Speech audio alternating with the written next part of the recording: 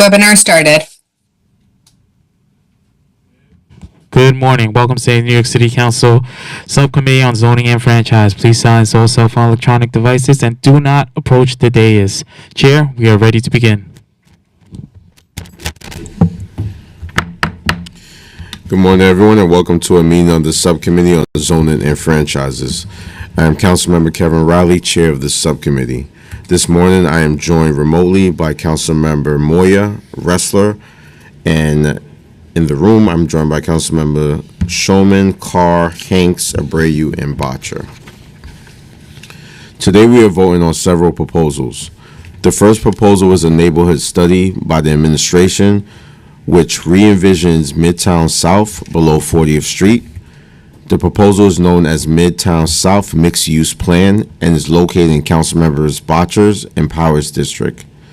We will also vote on 5 private development proposals: Lenox Hill Hospitals, also in Councilmember Powers District, 47 Hall Street in Councilmember Hudson's District, 347 Flushing Avenue, and 236 Gold Street, both of which are in Councilmember Ressler's District, and 42-11 30th Avenue in Councilmember Caban's District.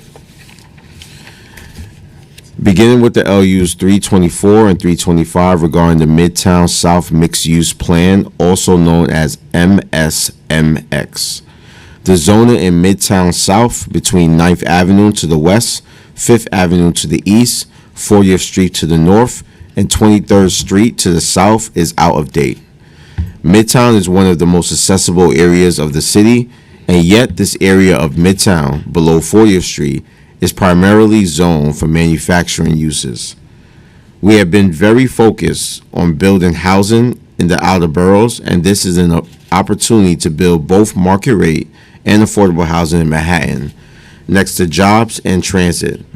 This rezoning was made possible by the state finally lifting the cap on the residential density that is imposed on the city for decades. This neighborhood plan will create a new special district known as Midtown South Mixed Use Special District and replace the Garment Center Special District. The special district consists of 4 sub-areas. The first sub-area is the northwest between Broadway and 8th Avenue. From West 35th Street and West 40th Street, and it covers the city's garment districts. The second sub-area is to the northeast between 5th and 6th Avenue from the West 35th and West 39th Streets, and it contains numerous hotels given its proximity to the theater district.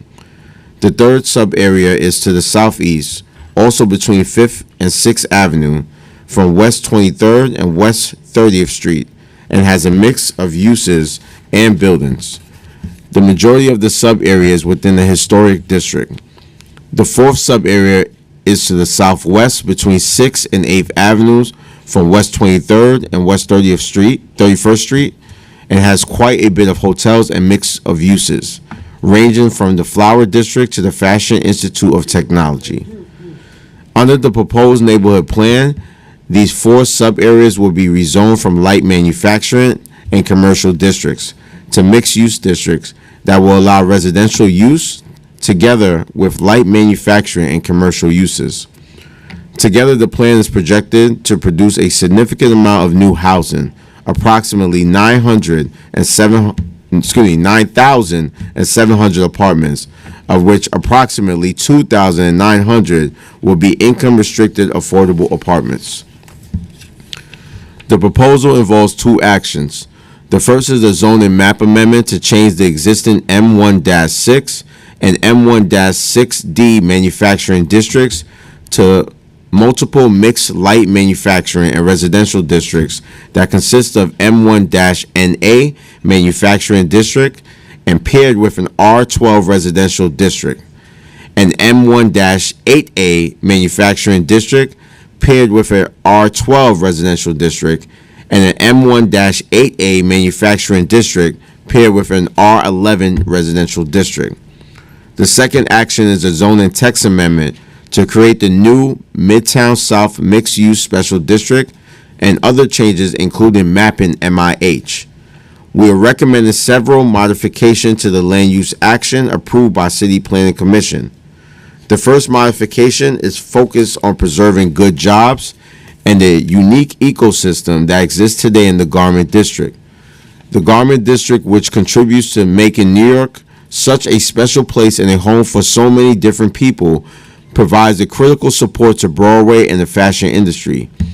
The modification is to remove the proposed R12 residential district from the mid-block portion of the blocks between West 36th and 40th Streets between 7th and 8th Avenue in the northwest sub-area of the rezoning. These blocks would instead be rezoned with just an M1-9A manufacturing district, which will allow up to 15 FAR of light industrial and commercial uses.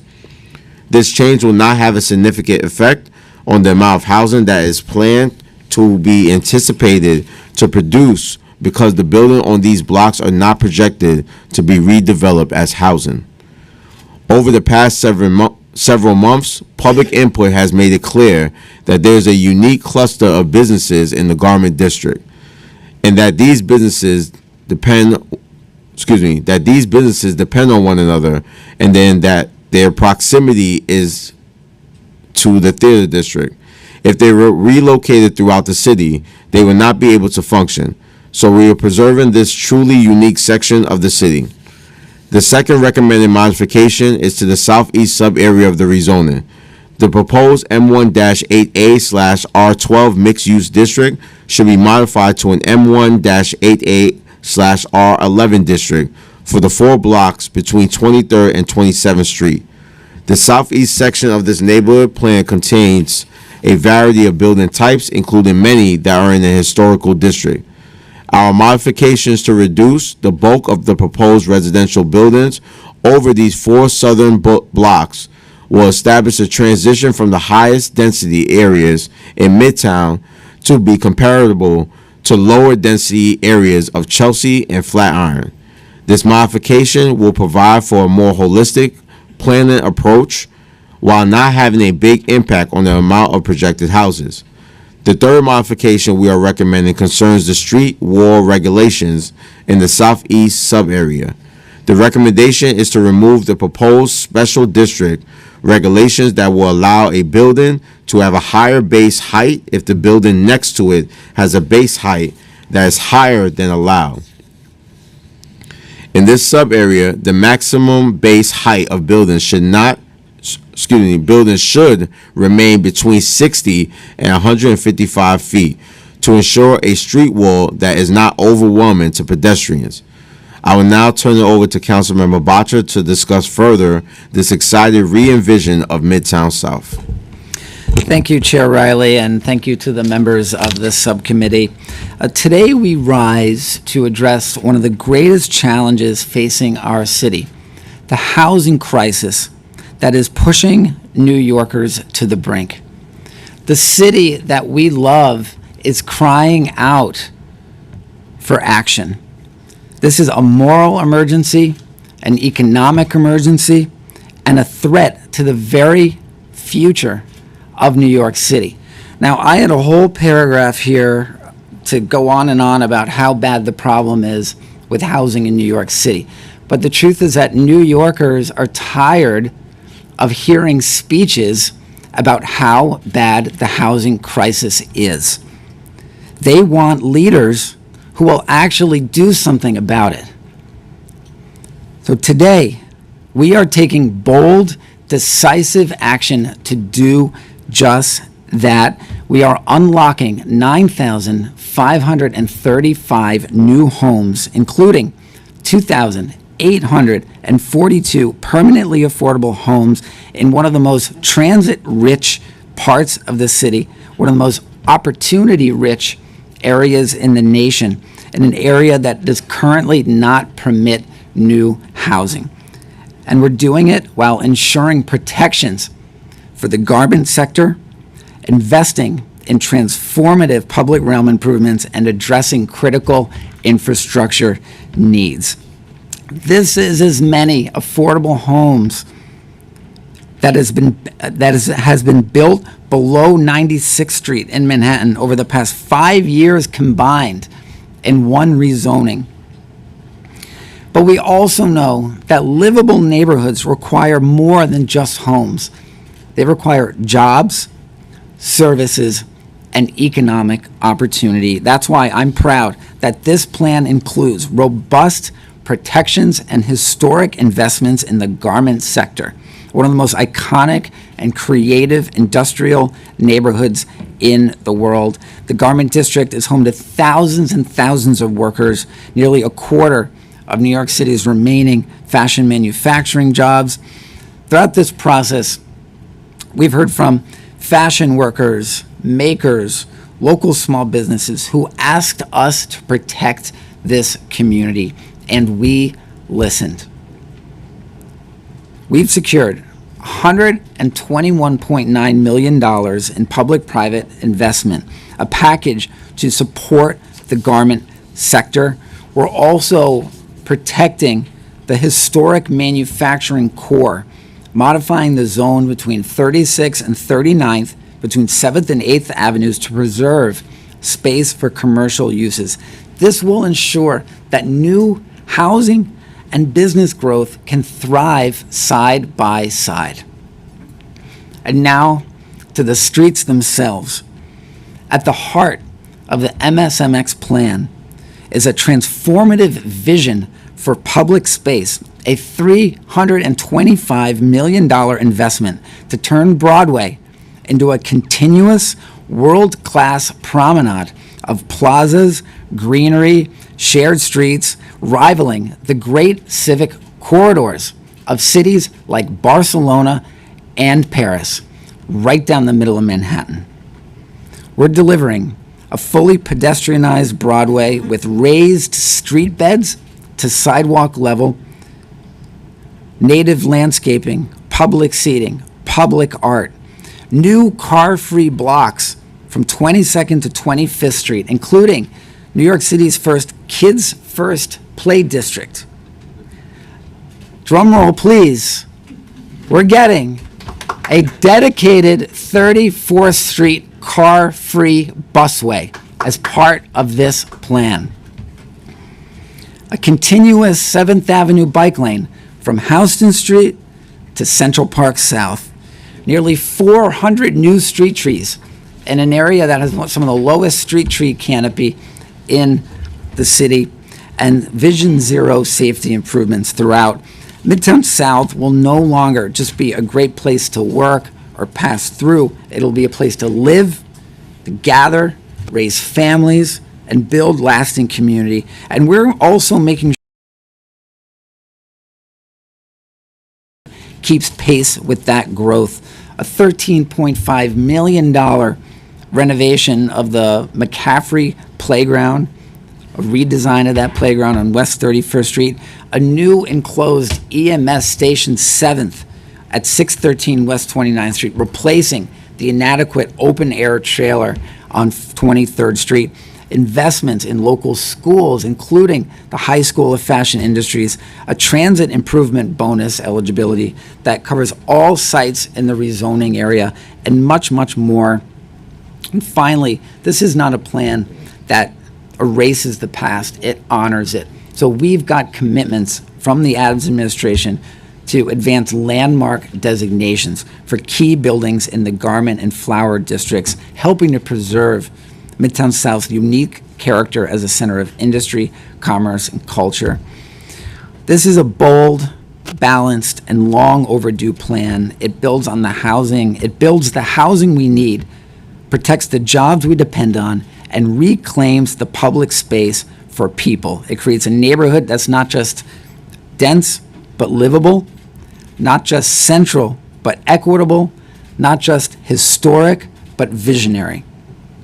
This is what it looks like to build the future. I want to thank my colleague, Councilmember Keith Powers. I want to thank my staff, including Lori Harder-Warogo, Carl Wilson, and Hannah Moses. I want to thank the City Council's Planning and Land Use Division, all the amazing staff there, and our partners in the Mayor's Office and the Office of City Planning, and all the tireless advocates and stakeholders who've been part of this process, as well as Community Boards 4 and 5.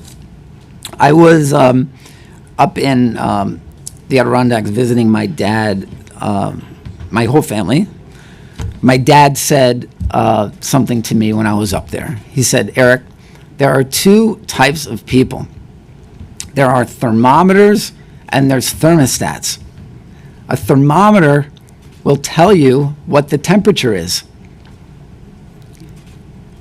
but they change nothing.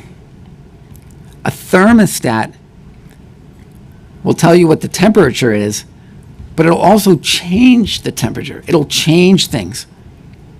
It changes the environment. It leads. So that's our choice as policymakers. Will we just react to the world that we live in and give speeches about the problems, or will we shape it into what it should be? Let's go and be thermostats. Let's lead with purpose and drive the change we need. Thank you, Councilmember Boucher. Just state we've been joined remotely by Councilmember Salam, and we've also been joined by Councilmember Powers. Councilmember Powers? Thank you, and good afternoon, everyone, and thank you all for being here today for quite an important vote for not only the city, our districts, but Midtown and the future of Midtown and Manhattan. As many of you know, it's been a years-long process to get here, and I'm excited to say that we are finally moving forward with a plan to bring more housing to Midtown and Midtown South. As many of you know, I've been a vocal supporter alongside my colleagues like Councilmember Boucher in zoning changes for New York City to address the housing crisis. Just last year, the City Council passed a historic rezoning of the city, which took a great first step towards increasing supply to address the housing shortage. But I think many of us felt like that was a step and not the complete picture. And the Midtown South rezoning the committee is voting on today is a next big step for the city and for Manhattan. You've all heard me talk before about all the great things this plan will do, but I want to reiterate a couple of reasons why I think this is a great opportunity for progress in our city. Of course, as I noted, we are in the middle of a housing crisis, and that means we have to think outside the box to solve it. This gives us a chance to do that. We have empty offices and depleted offices all throughout Manhattan, in my district, in Councilmember Boucher's districts, and others that also demand a solution to how we're going to move them forward as well. And if we can move vacant offices into become new homes in a part of the city that is less housing than the rest of the city for decades, I believe that is a win. Currently, the Garment District has fewer residents than any district in the 5 boroughs. Thus, a 24/7 mixed-use community will increase pedestrian activity and be beneficial for ground floor businesses and for the streetscape. This plan would create nearly 10,000 new units, including nearly 2,900 permanently affordable homes for low and middle income New Yorkers in a community that is transit rich, near good schools, great businesses, and much more. This plan also supports community facilities and makes sure that our streetscape and our beautification will happen alongside a new booming neighborhood. We're taking advantage of new tools to make sure that we can do that while working hard to try to minimize construction times and preserve great neighborhood character.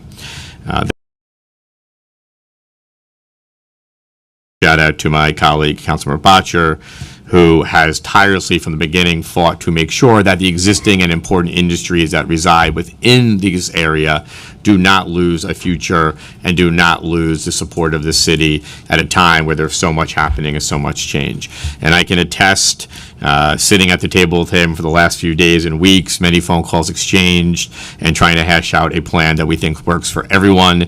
He has been tireless in his ability to navigate difficult questions, but to see the big picture around the housing crisis, while also a very ever-present picture of how the fashion and garment and flower industries will continue to thrive and survive in this neighborhood where they have called home for so long. I believe we have struck a very good balance to make sure we can do all of the above. And like all plans, maybe I don't know if we got it perfect, but I feel like we worked as hard as we can to make sure it was perfect for as many people as possible. I think this will revitalize an area bogged down by current zoning restrictions that limiting its potential, and I am very happy that we've moved this forward. Again, I want to thank my Councilmember Eric Boucher and our Borough President Mark Levine, who joined us in this early support to get this plan moving. I want to thank Barbara Blair and the Garment District Alliance, who came forward with the vision early on about how we might move this forward. I want to thank everybody who reached out to us throughout this process to make sure that this was a plan that worked for everyone. And I want to thank my staff, to Franklin and to Ben and to Emma, who worked very hard in many community board meetings and much more to get here. I want to thank our Dan Goronick, the team at City Planning, Community Boards 4, 5, and 6, and the land use here team here at the council who have been working on this plan alongside of us for years. I'm proud of this plan. I'm proud of what we have accomplished, and I encourage my colleagues to vote yes to advance it to the full council. Thanks so much. Thank you, Councilman Powers. The second vote concerns LUs 339, 340, and 341 regarding the Lenox Hill Hospital. Applicant is seeking to modernize and enlarge the hospital, which has been at this location since the 1800s. Lenox Hill Hospital is located on the full block bounded by East 76 and 77th Streets between the Lexington and Park Avenues on the Upper East Side. The hospital consists of 10 buildings that have not been renovated in decades and that need to be brought to the current standards for hospitals. Specifically, the proposal involves demolition the existing building along the Lexington Avenue to construct a new hospital building and renovating the remaining building. The proposal involves 3 actions. The first action is to rezone the majority of the block to C1-8 and C1-9 commercial districts, while maintaining the existing R10 residential zoning at the westernmost end of the block. The second action is a zoning text amendment to create a special permit that will control the overall bulk of the proposed enlarged hospital, allow an increase in the maximum floor area for the hospital uses on the site, and map mandatory inclusionary housing. The third action is for the actual special permit. Taken together, these 3 actions will facilitate the redevelopment of Lenox Hill Hospital into a facility with 475 single-bed patient rooms that meet current industry standards and provides first-rate services to all New Yorkers. This long-due renovation will also include significant transit improvement to the southbound 77th Street subway station on the number 6 line that will include a new covered subway entrance that increased stair capacity and an ADA accessible elevator and ramp and improve pedestrian circulation. We are recommending the following modifications to the land use actions approved by the City Planning Commission. CPC approved 2 alternative development scenarios. The first development scenario, known as Option 1, will permit a taller, narrow tower along Lexington, and the second development scenario, known as Option 2, will permit a shorter but wider tower also along Lexington Avenue that will extend into the mid-block. The recommendation is to remove Option 2 from the special permit and reduce the maximum height of the proposed tower in Option 1 fronting on the Lexington Avenue from 436 feet to 370 feet, while also limiting the height of the portion of the new building along 76th Street within 180 feet west of Lexington Avenue to 235 feet. The second modification is to require that at least 95% of the proposed development site be used as a hospital in order to qualify for the requested special permit. As approved by CPC, only 75% of the site would have been a hospital use. We are changing this requirement to 95% to ensure that this site will be developed and maintained as high-quality, modern hospital for all New Yorkers. The third recommended modification concerns the layout of the redesigned ground floor. Specifically, the applicant has agreed to modify the special permit drawing to create a through block passage for ambulance coming to the hospital. Ambulance would enter on the 77th Street into interior building ambulance bays and then exit on 76th Street. As initially proposed by the applicant, the ambulance bays would have only been along 77th, which would mean that the ambulance would have to back out onto the 77th Street to leave the hospital. This would have only continued the well-established traffic issue along 77th Street. Our modifications ensure a better circulation path for the ambulances and will finally alleviate the long-standing congestion of this street. The hospital has also agreed to relocate the entrance to the hospital's mother-baby services off of Park Avenue and place it on 77th Street. I will now turn it over to Councilmember Powers to further discuss the much-needed renovation of this hospital, which has been an asset to the whole city since the 1800s. I'm going to speak. Okay. Thank you, Councilmember Powers. Thank you.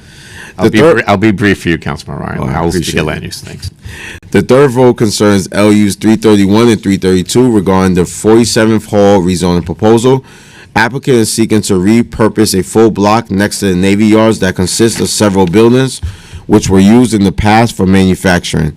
Under the proposal, the block will be converted into a mixed-use development that would include residential and within some of the existing buildings, which will be converted into residential use.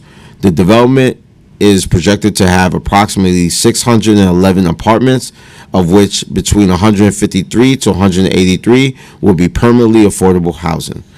The proposal involves two actions. The first is a zoning map amendment to change the existing M1-2 manufacturing district and map over a portion of the site as a mixed-use M1-6/R8 district and over the remaining part of the site a M1-5 manufacturing district.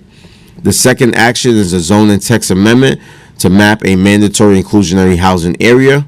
We are recommending to modify the available MIH option to deepen the required level of affordability. The modification is to remove option 2. This will require that the applicant provide the affordable units to families who on average make 60% AMI, which is a maximum of $87,500 for as modified.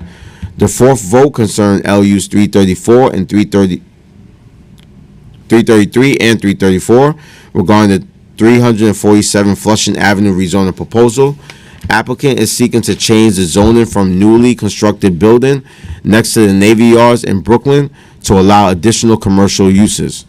The proposal will also make a legal, non-conforming residential building located at the eastern end of the block into a conforming use by mapping the residential district. The proposal involves two actions. The first is a zoning map amendment to change the existing M1-2 manufacturing district to an M1-5 manufacturing district and the eastern end of the block to an R7-1 residential district with a C2-4 commercial overlay. The second action is a zoning text amendment to map a mandatory inclusionary area. Councilmember Ressler supports this application. The fifth vote concerns LUs 335 and 336 regarding the 236 Gold Street rezoning proposal. Applicant is seeking to develop a mixed-use residential building with approximately 114 apartments, of which approximately 30 apartments will be permanently affordable. The proposal involves two actions. The first is a zoning map amendment to change the existing R6B residential district to a C6-2A commercial district. The second action is a zoning text amendment to map a mandatory inclusionary housing area. We are recommending to modify the available MIH option to deepen the required level of affordability. The modification is to remove option 2. This will require that the applicant provide the affordable units to families on average making 60% AMI, which is approximately the maximum of $87,500 for a family of 3. Councilmember Ressler supports this application, and I would now like to give the floor to Councilmember Ressler for his remarks. Thank you, Chair Riley. You do a superb job with this committee and really appreciate your leadership. And I want to just firstly congratulate Councilmembers Bottcher and Powers on a banner day and a major achievement that was many, many, many years in the making, but you were the guys that brought it over the finish line. Just two projects in the district that we spent a fair bit of time negotiating and thinking through and just want to speak to briefly. First, 347 Flushing, which is an unusual one because it's an existing building, newly built, that the developer came to us and asked for us to kind of modify the zoning so that what they've constructed would be in compliance. And essentially, we shifted a bunch of community facility space to commercial space. But I wanted to ensure that in that process of losing some community facility space, which is always so valuable, that the landlord worked with some of the leading community-based organizations in the community to provide space in their building to expand their great work. So the Shomrim, who play an essential role in keeping the Williamsburg community safe, will have half a dozen dedicated parking spots for their vehicles and for their emergency response and command center in this building's parking lot. And United Jewish Organizations of Williamsburg and North Brooklyn, the beloved and exceptional social service organization that serves the community, is going to actually be opening a new food pantry in this building, which I am thrilled about. So I'm grateful to the landlord and his representatives, and to the community-based organizations, the Shomrim and UJO, for working together with the leadership at 347 Flushing to advance these agreements, and I'm proud to support this project. The project at 347 Flushing has been a really positive development for our community. And then at 236 Gold Street, we're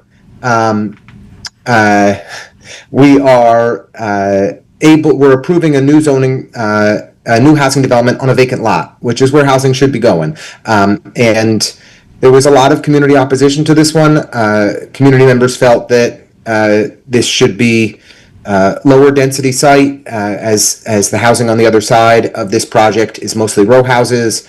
But we were able to come to an agreement on the project where we are going to build the full number of units that the developer proposed, 114 units. But we've included a meaningful setback on the Concord Street side that will limit, I think, some of the concerns that neighbors have had, although not alleviate them altogether, unfortunately. The developer has agreed to allocate $500,000 to the Parks Department for parks improvements in the immediate area, a number of sustainability improvements, has agreed to changes to limit some of the negative potential impacts of their design on the surrounding neighborhood, and we'll continue to do our best to help support the Bridge Plaza community in addressing congestion issues and other quality of life matters.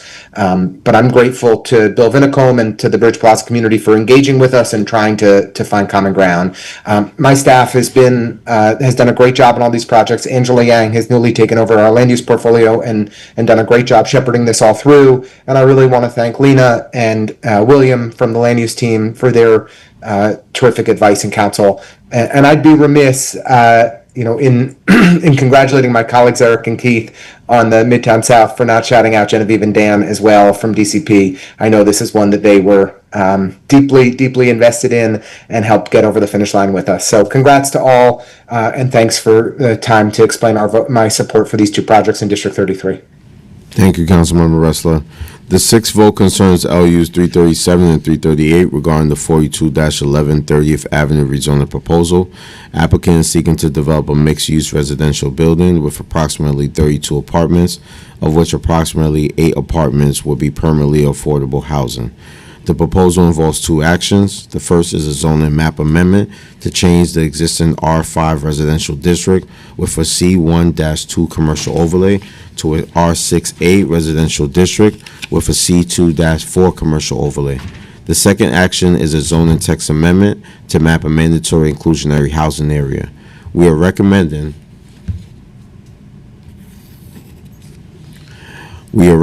to modify the available MIH option to deepen the required level of affordability. The modification is to remove option 2 and to add option 3. Council, are there any council members with questions or remarks at this time? No. I will now call to approve of modifications LUs 324 and 325 relating to the Midtown South mixed-use plan proposal. To approve of modifications LUs 339, 340, and 341 relating to Lenox Hill Hospital proposal. To approve of modifications LUs 331 and 332 relating to the 47th Hall Street rezoning proposal. To approve LUs 333 and 334 relating to 347 Flushing Avenue rezoning proposal. To approve of modifications LUs 335 and 336 relating to the 236 Gold Street rezoning proposal.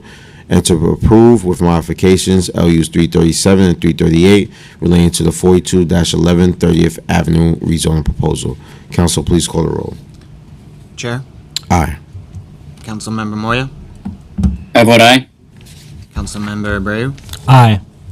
Councilmember Hanks, Aye. Councilmember Shulman, Aye. Councilmember Salam, I vote aye. Councilmember Carr. Aye. By a vote of seven affirmative, 0 opposing, and 0 abstentions, LUs 333 and 334 are approved without modifications, and LUs 324 to 325, 331, 332, and 325, 331, 332, and 335 through 341 are approved with modifications. These items are referred to the full Land Use Committee. Thank you. That concludes today's business. I would like to thank the members of the public, my colleagues, subcommittee council, land use and other council staff, and the Sergeant at Arms for participating in today's meeting. This meeting is hereby adjourned. Thank you.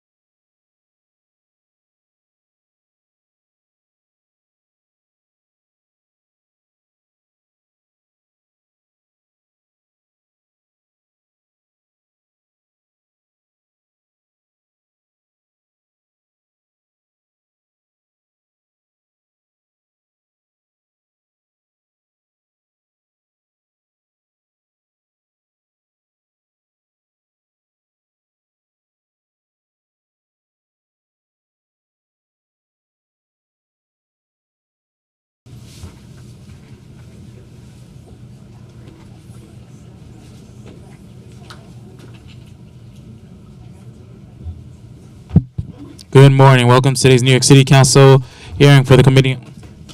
Webinar started.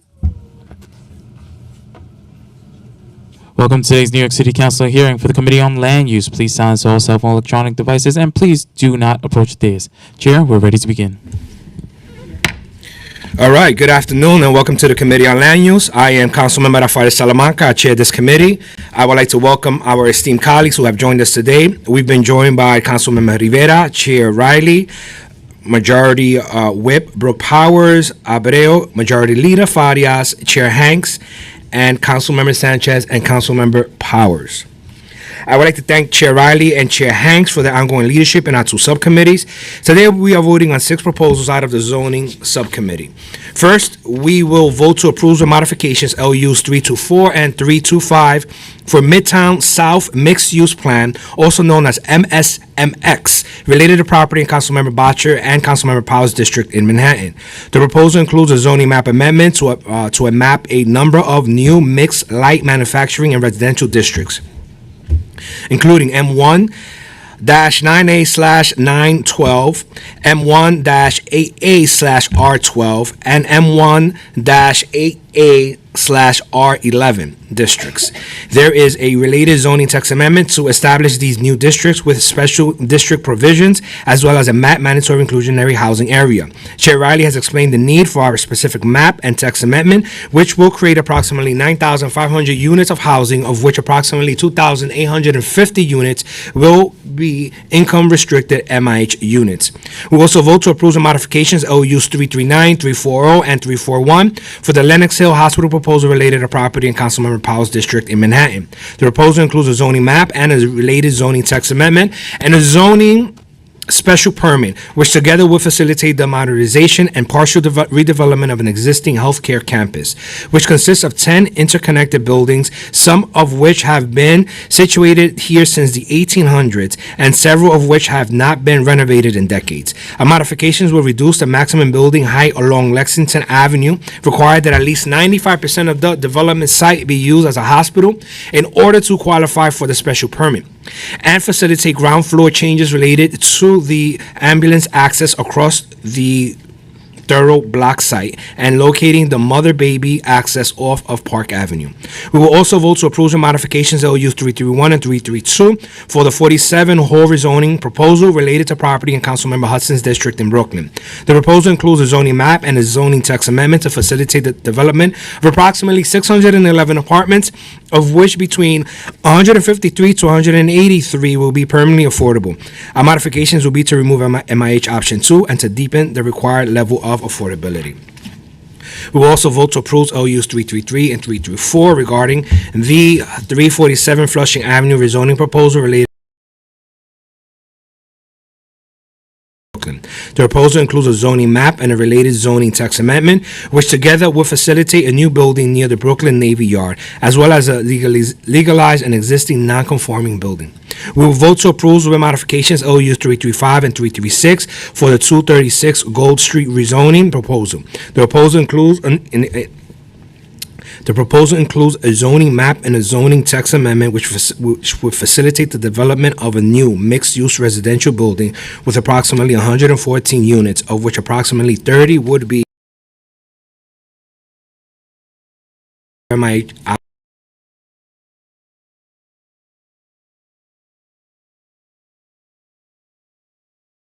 proposal consists of a zoning map amendment and related zoning text amendment, which together will facilitate the development of a mixed-use residential building with approximately 32 apartments, including 8 units as permanently affordable. Our modification will be to remove MIH option 2 and to add MIH option 1. Now I would like to recognize any of my colleagues who would like to make any remarks. But before that, I want to recognize that we've been joined by Councilmember Abreu and Councilmember Moya. I just want to make one quick correction regarding the property in Councilmember Caban's district. Our modifications will be to remove MIH option 2 and to add MIH option 3. We've also been joined by Councilmember Hudson.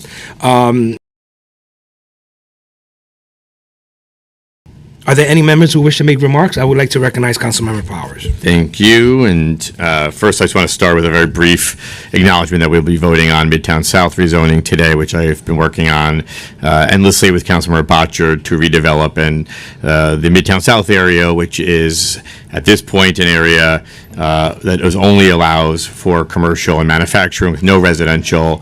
And this plan would be a transformative plan to bring 10,000 new homes, 3,000 new affordable homes to the Midtown South area with, I think, some new recent developments that would allow us to be able to preserve the fashion and garment industry, which are looking for a long-term future and home in that area. So I ask and encourage my colleagues to vote aye on that.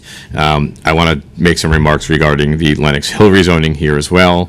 I want to first thank all the members of the community, some who are here today and many who are not, who have worked with us and shared feedback and worked tirelessly to make this plan better since it originally started. I want to thank all the land use staff. I want to thank Community Board 8 and the Lenox Hill team, as well as my staff, to Carolyn, to Ben, who have worked long hours and tirelessly to get us here today.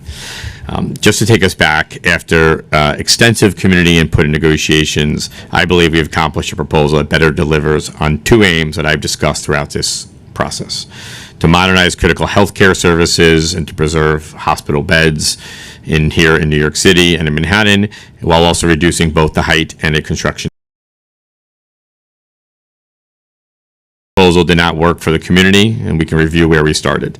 In 2019, the original proposal was a 516-foot hospital with a 490-foot residential tower. Many of us and many in the community agreed this was out of scale, and we convened a task force with the borough president, then borough president, suggest a more suitable plan. We came to a new plan, or we were given a new plan of a 436-foot hospital and removing the Park Avenue component. That wasn't enough, and we continued to ask them to justify that footprint of the building. And I want to ensure everyone that Northwell and the folks working on this were held accountable at every step. That's why we're able here to announce a final plan to decrease the size of the footprint and the construction timeline without reducing healthcare capacity or beds. The new hospital will be 370 feet on Lexington, a 146-foot reduction from the original proposal, and a 66-foot reduction from the most recent proposal. When comparing the height of the hospitals to the others on the east side, this would still be amongst the smallest. There are obviously reasonable concerns about living in a construction zone, the noise, the dust, and the disruption in a quiet residential neighborhood. That's why it was important that we continue to focus as well on the construction timeline and to continue to compress that timeline from 11 years to now 5.5 external and 2.5 if internal, with less audible work. It's also not vital not to lose sight of the critical purpose of this building: healthcare for patients at their most difficult moments. This renovation would expand the emergency department, upgrade the operating rooms, and convert 450 shared rooms to single bedroom.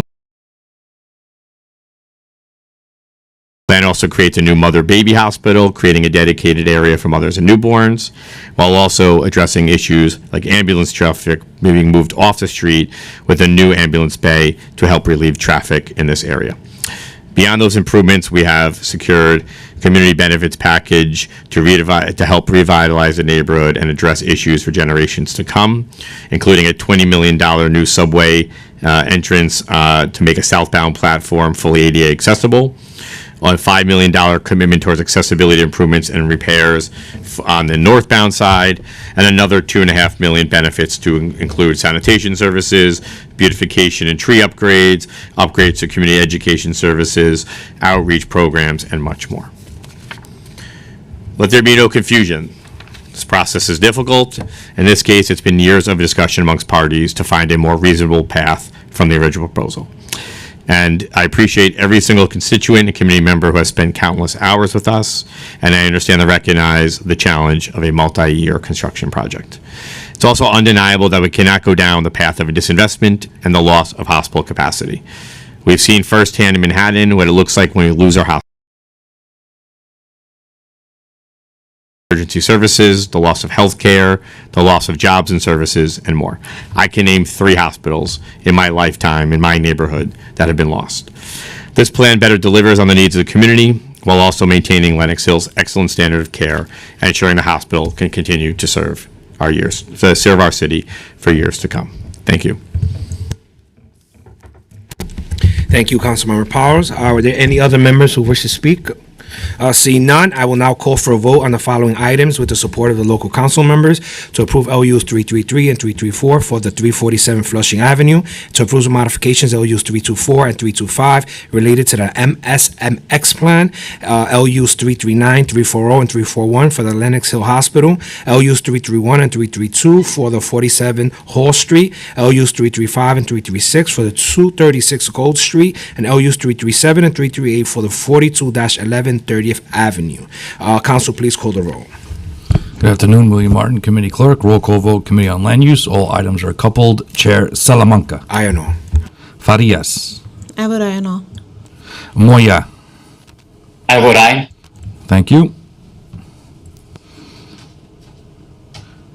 Rivera. I vote aye. Riley. Aye. Brooks Powers. I vote aye. Thank you. Abreu. Aye. Hanks. I vote aye. Hudson. Permission to explain my vote. Councilmember Hudson to explain her vote. Thank you so much, Chair Salamanca. And I'd just like to take this opportunity to give brief remarks on a project in my district located at 47 Hall Street, which has gone through significant changes over the past few years. Following the pandemic, the newly built commercial campus at 47 Hall remained largely vacant for years as businesses flirted with flexible work arrangements and downsized their commercial footprint. Then the city contracted to house thousands of recently arrived migrants and asylum seekers at this site. With this application, this space will finally maximize its potential and secure additional housing in the high-demand neighborhood of Clinton Hill. As a council member representing one of the districts that secured the most affordable housing in the entire city, I'm proud to bring yet another 620 units of mixed-income housing, including more than 150 units that are permanently affordable at an average of 60% of the area median income. This project will create 530 construction jobs and 350 permanent jobs on site, and includes commitments from the developer to use 32 BJ building service workers at the project and ensure robust participation of the construction trades. It will also include publicly accessible open space and retail spaces targeted toward local businesses. This project will convert an existing commercial facility into a residential one, ensuring we are using all tools at our disposal to tackle our housing crisis and adding to the more than 17,000 units from office conversions in the pipeline across the 5 boroughs. While this project did not bring everything we wanted, I look forward to working with my colleagues across all levels of government to secure greater labor participation, in all projects, including in my own district. Thank you. And I vote aye. Thank you. Sanchez. Aye, thank you. With a vote of 10 in the affirmative, 0 in the negative, and no abstentions, all items have been adopted as described by the chair. Mr. Chair, that is a full committee. Thank you. That concludes today's business. I would like to thank the members of the public, my colleagues, land use, and other council staff, and the Sergeant at Arms for attending today's meeting. This meeting is hereby adjourned.